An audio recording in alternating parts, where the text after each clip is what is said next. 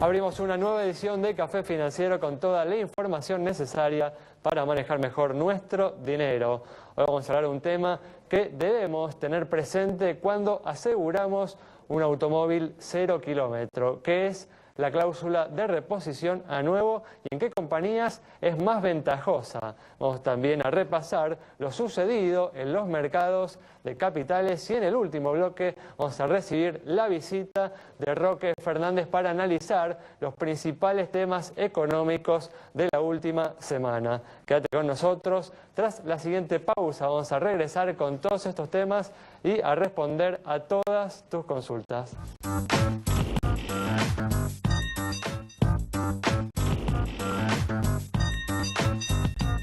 Pues estamos aquí con Santiago Chelala, como siempre también está con nosotros Yamila Escala y hoy nos acompaña Julián Siri para repasar lo sucedido esta semana en los mercados de capitales. ¿Qué tal? ¿Cómo andan? Muy bien, ¿cómo les va? Gracias por estar aquí una vez más. Y vamos a arrancar con las noticias que ha dejado esta última semana. Por ejemplo, en los últimos días se activó el segundo tramo del acuerdo de intercambio de monedas con China que le ha permitido al Banco Central ubicar a las reservas internacionales en su nivel más alto de los últimos 3 meses. Santiago amplía este tema.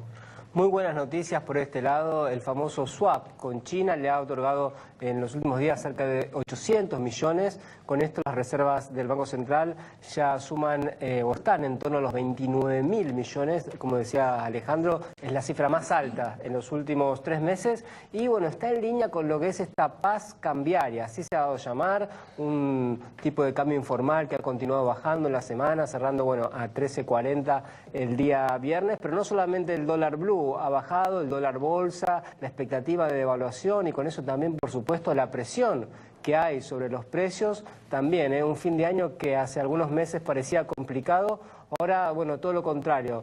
También por la esperanza de que en enero se negocie con los fondos buitres, con los holdouts. Todo esto, bueno, suma a lo que es hoy en día una calma financiera, una calma cambiaria y una expectativa de que a partir de enero se revierta un poco la tendencia y, por qué no, también los mercados comiencen a apostar por la Argentina. Ahora, esto es lo que hay a corto plazo. También lo que se preguntan en la Citi es si estos controles policiales sobre las casas de cambio, que también, por supuesto, influyeron en la calma cambiaria, sirven como un remedio de largo plazo. Y no es simplemente esto, ¿no? Buenas noticias, pero para hambre para hoy, al revés, ¿cómo se dice? Pan para hoy, ahí está, pan para hoy y hambre para mañana. Esta es un poco la gran incógnita, porque a esto hay que sumarle, por supuesto, que a fin de año hay una enorme emisión de pesos. El gasto público a fin de año siempre sube mucho. Esta semana hubo un decreto del gobierno subiendo el gasto en 40.000 millones de pesos, una cifra realmente importante y, por supuesto, si no se toman las medidas necesarias, esta emisión de pesos lo más probable es que se traduzca también en mayor presión sobre los precios y sobre el dólar. Bueno, y también hay que relacionar, ¿no?, esta calma cambiaria con el aumento de la desocupación que ha reconocido, ¿no?, el propio INDEC en los últimos días, porque recordemos, ¿no?, que uno de los elementos que usa el gobierno para evitar perder reservas son las restricciones a las importaciones, ¿no? Y al restringirse las importaciones, hay empresas que no pueden importar los insumos que necesitan para desarrollar su actividad. Hay elementos, digamos, que frenan el crecimiento de la actividad económica. Así que, bueno, este es un elemento, digamos, que hay que tener presente. Y hay que decir, ¿no?, que en la medida en la que el gobierno no cambie este esquema económico, no llegue a un acuerdo con los fondos buitres, da la impresión de que va a tener que seguir eligiendo entre esta situación de aumento del desempleo o entre un retorno, ¿no?, de las presiones cambiarias, de la pérdida de reservas internacionales. Sí, Ale, mira, la cifra es realmente escalofriante porque el Banco Central ha retenido pagos a importadores por 5.000 millones de dólares. Es casi el 20% de las reservas internacionales. Sí, no, ese es un elemento muy importante y que evidentemente, indiscutiblemente, influye justamente en el nivel de actividad y en los niveles de desempleo que hemos visto en estos últimos días, reconocidos, insisto, por el propio INDEC, ¿no? Y que además, bueno, de acuerdo a los economistas que miden las tasas de desocupación, está por debajo de la tasa de desocupación real, ¿no? Que muchos ubican en torno al 9%, ¿no? Por encima de este 7,5% que reconoció o registró el INDEC en los últimos días. Bueno, muy bien, vamos a cambiar de tema y vamos a hablar de un tema que conviene tener presente cuando aseguramos un automóvil a nuevo y en qué compañías esta cláusula es más ventajosa. Y cuán importante es contar con este tipo de información a la hora de contratar la póliza para nuestro auto 0 kilómetro. ¿Y por qué? Y les explicamos lo que es esta cláusula. Tiene que ver con la posibilidad de ahorrarse dinero. ¿En qué situación? Cuando hay un siniestro grave, una destrucción total o un robo del vehículo que obliga al cliente a ir por un nuevo auto, pero esto no significa que sea nuevo. ¿Por qué? Porque la compañía nos da el dinero para reponerlo, pero con esa suma, que es el valor al cual lo adquirimos, podemos comprar uno usado, por ejemplo. Y esto, bueno, más allá del sueño del autito nuevo, tiene que ver con una pérdida de valor importante que sufre el cliente y que no debería, en muchos casos, si fue y averiguó qué empresas le ofrecen y en cuántos meses, ¿sí?, esta cláusula de reposición a nuevo, que más allá de 2 años no va a ser, pero que rige por un tiempo y nos ahorra dinero, como les decíamos. Entonces, como siempre, la investigación para un Gol Power Plus 0 kilómetro en 115.000 pesos en este momento en el mercado, 5 puertas, aire acondicionado y muy importante saber que esto rige para pólizas de terceros completos y todo riesgo, ¿sí? Esta posibilidad de la cláusula de reposición a nuevo. Entonces, los plazos, la Meridional 24 meses, así como QBE y Zurich. Estas son las mejores opciones. ¿Por qué? Porque es el mayor plazo de este momento del mercado. La segunda, 1 año y medio, ¿sí? Y Allianz estamos en 1 año, como así también La Caja, Rivadavia, RSA del Comercio, San Cristóbal y Sancor Seguros. Entonces, muy importante a la hora de contratar nuestra póliza, más allá de averiguar en más de 2 compañías, 2 o 3, podemos decir, consultar si tienen esta posibilidad. Bueno, como siempre, vemos diferencias significativas entre las compañías que justifican justamente este tipo de relevamientos y que ustedes cuenten con esta información al momento de ir a contratar a su compañía de seguros. Muy bien, vamos ahora a hacer el repaso de lo sucedido en los mercados de capitales y comenzamos con lo sucedido a nivel local, Juli. Bien, a nivel local fue una semana bastante volátil por el lado del mercado accionario. El Merval terminó casi 0,5% arriba, pero fue una semana de bastantes serruchos. Creo que también ayudó un poco a calmar las aguas de manera negativa toda esa presión sobre los dólares paralelos, medidas que se tomaron con respecto a poder computar como una deducción de ganancias la pérdida en la operatoria de bonos, en fin, todas esas medidas fueron negativas, pero trajeron cierto piso, cierta estabilidad al no permitir operar directamente. Por otro lado, en términos regionales, en Brasil fue una muy buena semana, el Bovespa subió casi 8% y el real contra el dólar se apreció casi 3%. Esto se debe a que parece que la administración de Rousseff está optando por un ministro de Hacienda más pro mercado. Estaba uno llamado Trabuco que se terminó bajando. Ahora parece ser que van a proponerle la candidatura a un banquero y es una buena señal. Los inversores lo tomaron de esa manera y terminó impulsando toda la región. Muy bien, perfecto. Esta mañana cerramos este bloque. Quédate con nosotros en instantes. Estamos de regreso.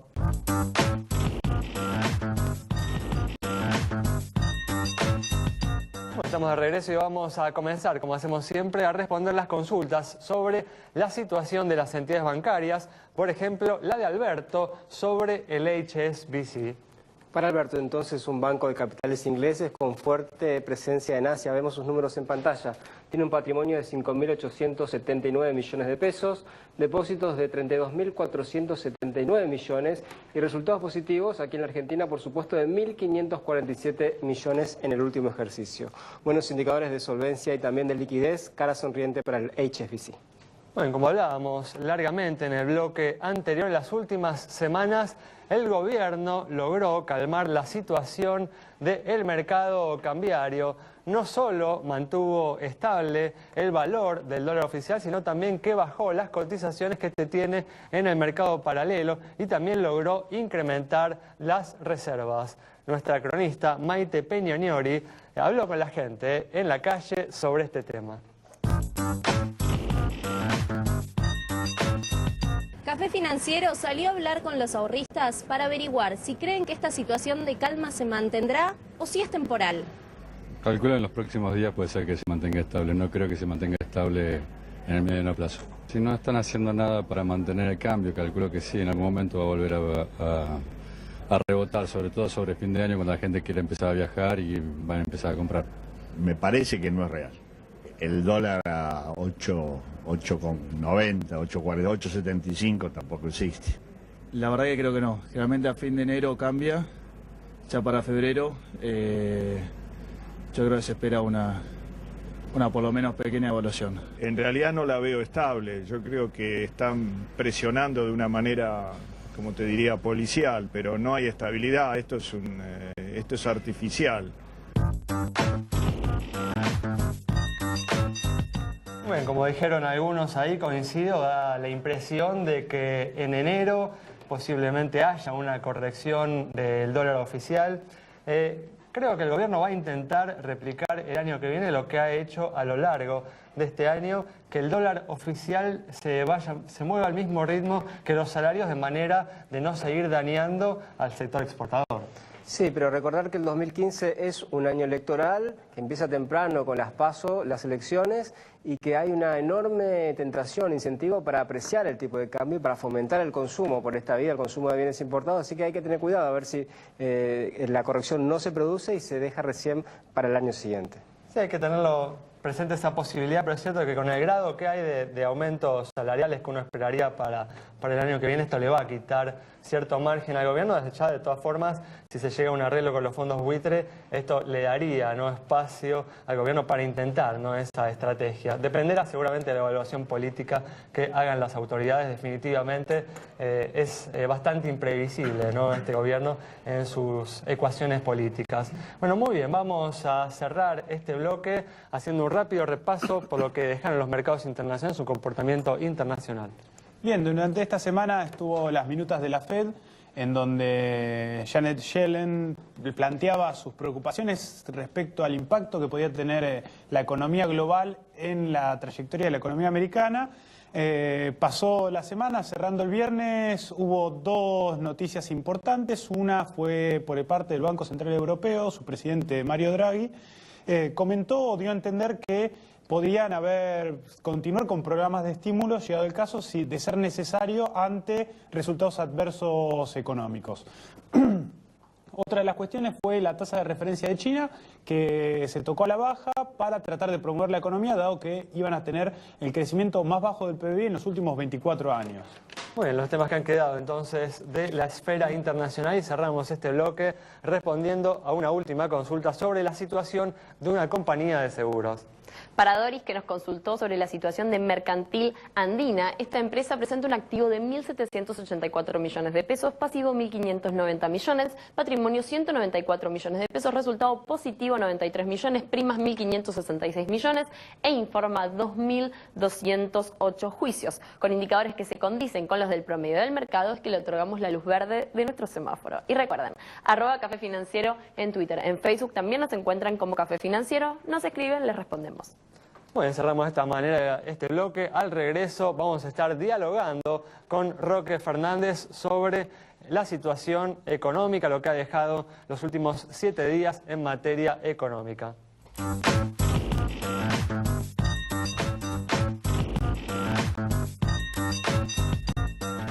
Muy bien, ya estamos aquí con la presencia de Roque Fernández para analizar los hechos más destacados en materia económica de la semana. ¿Qué tal? ¿Cómo andás? ¿Qué tal? Bueno, un gusto estar acá. Gracias por venir.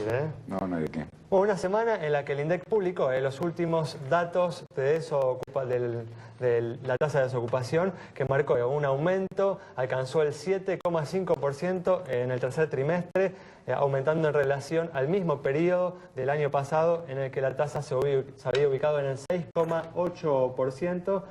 Definitivamente se ha debilitado la creación de puestos de trabajo en la economía en el último año, lo que dificulta el acceso de la población a los puestos de trabajo disponibles.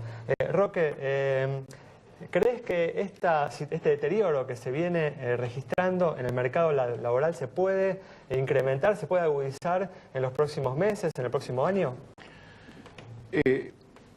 En principio, lo que uno está observando es los resultados de un ciclo populista, digamos, que nosotros hemos tenido varios en la historia y que significa un primer periodo con cierto grado de euforia y después una vuelta atrás en el ciclo con pérdida de puestos de trabajo y pérdida del stock de capital agregado de la economía. Entonces, creo que eso es lo que estamos observando. Creemos que lo que... El proceso de estancamiento, ¿no? El estancamiento, claro, que es un ciclo, digamos, donde es como una euforia transitoria donde se aprovecha todo el capital instalado, llámese reservas energéticas o, bueno, en fin, todo lo que se fue capitalizando en distintos sectores de la economía, sector agropecuario. Y esa estimulación del consumo a expensa de la no renovación del capital o incremento del capital genera que a la larga se generen menos puestos de trabajo, caiga la rentabilidad de la economía en general, y hasta que no se revierta este fenómeno que lamentablemente no lo vemos porque, digamos, si bien uno puede criticar las políticas que se han puesto últimamente, tenemos que tener en cuenta que Argentina ha tenido una predisposición masoquista a este tipo de actividad populista por parte de los gobiernos. Entonces, no hay ninguna seguridad hacia el futuro que el que venga no vaya a ser lo mismo, digamos. Desde ya que descartás que este gobierno en el año que le queda de gestión cambie justamente el esquema económico. No va a cambiar para nada, va a cambiar. Además, no es que se estén comportando estratégicamente, ellos dicen que no van a cambiar, creen que están en el modelo correcto y que tienen que profundizar el modelo más que cambiarlo. Entonces yo doy por descartado que esto no va a cambiar, más allá de que exista algún tipo de negociación externa que se sienten a negociar. En el fondo, las expectativas que hay de esa negociación es decir, bueno, se abrirá un diálogo que antes se cerró, pero no hay ningún tipo de expectativa con respecto a que se vayan a dar cambios que hagan otro esquema sustentable de la economía argentina. Por eso, o sea, que en definitiva es un agravamiento de los síntomas que estamos viendo actualmente, como ser, por ejemplo, un mayor aumento de la desocupación. Pienso que sí, que la actividad económica se va a seguir resintiendo y que, en fin, la inflación no va a bajar. Todos los estimadores que nosotros analizamos y vemos, desde lo que producimos en la Universidad del SEMA, que es una canasta ejecutiva con productos de primera marca, que está dando esas inflaciones del 40-41%, eso se confirma en la inflación Congreso, en las inflaciones que hacen los estudios particulares, y eso está firme, ya se viene sosteniendo en el tiempo con menor actividad económica y el 2015 va a continuar así o agravándose. Ahora, hubo justamente algunos artículos en la prensa del director del INDEC respecto a esa canasta que hacen ustedes en el SEMA, diciendo que es muy poco representativa porque analiza la inflación de los ricos y que se hace el estudio en algunos barrios puntuales y que, bueno, eso no representa el conjunto de la población, donde los alimentos, por ahí, las tarifas de transporte pesan mucho en el ingreso. Es cierto, es una canasta de ejecutivo, hay gente que probablemente no viaje todos los días en subte o que no reciba los subsidios que se dan en una cantidad de productos de la canasta. De hecho, se diseñó casualmente para productos que nosotros consideramos que son más libres y que no tienen precios políticos como los precios subsidiados del transporte y que son un indicador real de lo que puede ser la inflación, porque a la larga todas estas controles de precios significan déficits que se acumulan y que tarde o temprano esos precios también se van a acomodar y van a seguir a ese nivel del 41%. O sea que es más que nada un indicador político el que tienen estos precios así controlados. La realidad va por lo que dan los estudios privados o lo que son canastas que no tienen controles de precio adentro. O sea que para usted la inflación real está en torno del 25, 30 o 40 ya. No, la real está entre 40 y 41%, que es lo que publica el Congreso y todos los estudios particulares, que coincide con lo que nosotros calculamos en la Universidad del SEMA, ¿no? Además de ser ministro de Economía, usted fue también presidente del Banco Central. ¿Cómo se explica que un Banco Central más independiente, como el que manejaba Fábrega, supuestamente no haya podido detener la caída de reservas y el dólar blue, y ahora con un Banco Central supuestamente más dependiente o coordinado con el Ministerio de Economía y otras reparticiones, han logrado lo que antes parecía difícil o hasta imposible? En definitiva, los resultados que se obtienen, digamos, primero que el Banco Central dejó de ser independiente por allá por el 2001, digamos. O sea, en el último presidente del Banco Central que fue autónomo fue Pedro Pou. A partir de ahí se modificó la autonomía del Banco Central y todos los gobiernos que vinieron después del 2001. Fue presionado Pou para que abandonara. Claro, porque fue abandonando y se cambió, digamos, la norma del Banco Central. Casualmente lo sacan a Pou porque era independiente, o sea, querían someterlo al Poder Ejecutivo, casualmente hacer utilización de las reservas. Eso empieza en el 2001 y continuó todo el tiempo. Todos los presidentes que siguieron después no pertenecían a la misma Carta Orgánica, sino que ya estaban sometidos al Poder Ejecutivo. ¿Qué es lo que pasó últimamente con respecto a los últimos cambios? Es que fundamentalmente lo que hubo fue una fuerte devaluación por allá por enero, que permitió recuperar de alguna manera el tipo de cambio oficial y evitar un drenaje mayor de reservas. Y lo que estamos viendo actualmente es una reversión transitoria debido a controles, pero sin duda que una remoción de esos controles significaría un impacto en la balanza comercial y un déficit en la cuenta de reservas en el Banco Central que no sería sustentable, que es por eso que existen todos estos controles para directamente no habilitar el mercado transparente que diría cuál sería la realidad de las reservas, si alcanzan o no alcanzan. No, por ahí nos escuchaste, especulábamos justamente Santiago y yo en el bloque anterior lo que podría hacer el gobierno el año que viene. A mí me da la impresión de que se va a ver obligado a hacer una actualización del dólar oficial, pero bueno, Santiago teme, ¿no?, que se intente continuar, ¿no?, en una línea más populista y seguir apreciando el tipo de cambio real. ¿Crees que hay margen para eso? Yo pienso que algo de eso va a ocurrir, o sea, probablemente se tocará el tipo de cambio con la intención de decir, bueno, es una señal de que ya hemos puesto un nivel competitivo y a partir de ahora nada se tiene que mover, o sea, no puede haber más negociaciones salariales o modificaciones que modifiquen los precios. Un mix de estas dos cosas que decimos Santiago. Es un mix, digamos, pero como el fondo de la cuestión, digamos que tanto el dólar como la inflación tienen su sustentabilidad en el déficit fiscal importante que viene creciendo. O sea, en realidad nosotros cuando vemos la inflación de Argentina en los estudios que van más allá de la coyuntura, es fundamentalmente un problema fiscal.